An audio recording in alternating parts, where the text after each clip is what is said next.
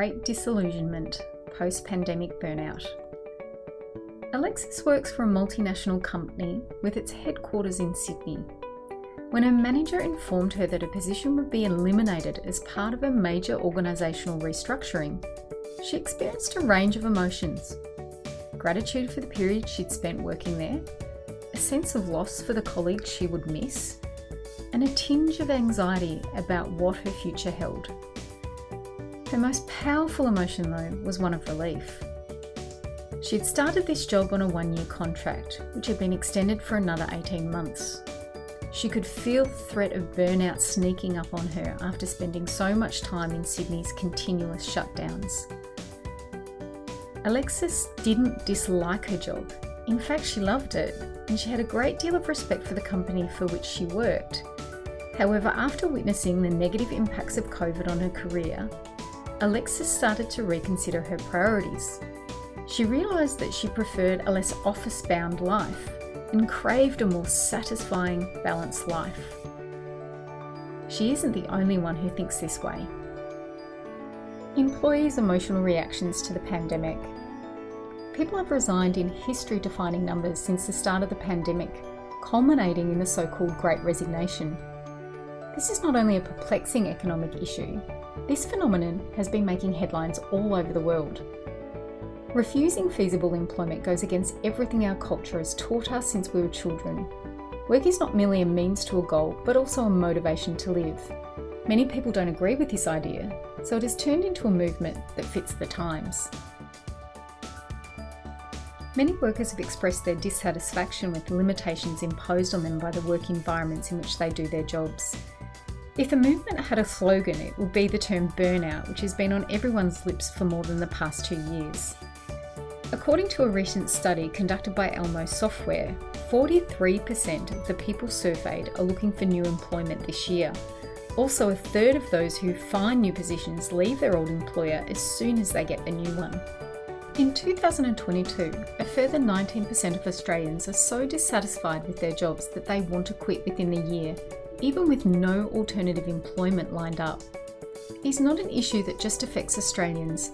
According to a study conducted by Insider of more than 1,000 workers, 61% of American employees claim that they are now at least somewhat burnt out. The Great Disillusionment. Experts think we're in the second phase of a normal pandemic, a long, gradual decline into the disillusionment, usually starting 3 to 6 months after the crisis begins. The Great Disillusionment may strike at any time and place, not only in the workplace. From our sex lives to our media consumption, it seems like disillusionment is invading our lives. Depression, a close relative of this disorder, is often present along with it. The realisation that, at least in part, things will never be the same as they were before the pandemic is a significant cause of depression. It is a difficult transition and an adjustment for people to make. During the disillusionment era, the risk of suicide was often at its highest. It appears to coincide with past theories and studies on the general behaviour of humans in the aftermath of a pandemic. Disaster response and recovery, phases of a disaster model. Human emotional responses to catastrophes are reasonably predictable. Researchers have created a map illustrating the stages of emotional reaction to tragedies based on trends that have been frequently seen in times of crisis, including storms, terrorist acts, and plagues. In 2000, trauma experts Diane Myers and Leonard Zunin came up with a way to think about disaster response and recovery. They observed that when a disaster hits a community, it goes through the following 6 successive steps: the pre-disaster fear, apprehension about the unknown, the impact, the disaster's surprise, the heroic. As the community comes together, people experience heroic sensations of altruism. The honeymoon, a sense of unity and assurance that everything will return to normalcy. The disillusionment, hopelessness and despair begin to seep in. Reconstruction. As individuals adjust to a new normal, they often start to experience recovery feelings. Even though COVID-19 is not a disaster in the same way that fatal earthquakes or catastrophic bushfires are, Experts are now returning to Diane and Leonard's line of inquiry when examining how society is dealing with the situation. According to most analysts, disillusionment is a phase that many Australians are now experiencing.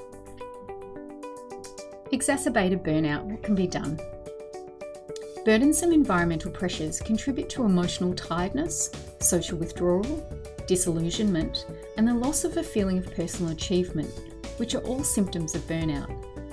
In the context of the pandemic, excessive stress and burnout in workers may also impact co-workers. Having a stressful environment, particularly when surrounded by worried colleagues, can also harm someone's mental health.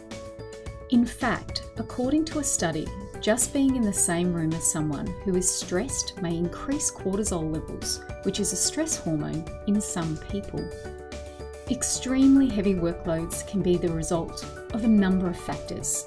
These include juggling housekeeping and parenting, increased emotional and mental distress as a result of COVID-related deaths and hospitalisations, and the additional worry about the effect on your loved ones, or the challenges that result from setting up a remote office with limited support. These facts, to just name a few, are exacerbating underlying burnout by increasing the intensity of already existing environmental stresses. The pandemic is causing widespread anxiety, a sensation of being overloaded, and extreme exhaustion among the general public.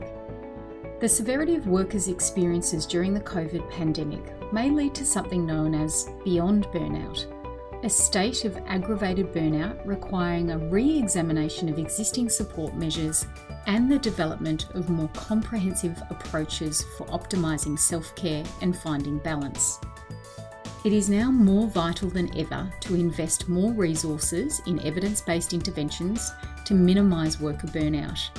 Burnout is a common problem in today's workplaces. Creating a culture of kindness, giving meaningful praise, listening to workers' concerns, and using professional governance systems to help workers manage their work habits could all help ease some of this stress. The bottom line: we must maintain our optimism about what the future may have in store for us. Given the knowledge of how humans react to crises, we can anticipate and potentially avoid psychological lows by preparing humanity to be more adaptable, responding to disasters in a timely and proactive manner, and recognising and respecting the capacity and determination to face and overcome adversity. Those working in mental health and medicine form a group of modest, maybe unsung heroes in the current COVID crisis. Only with their cooperation, urgency, optimism will we be able to bounce back stronger.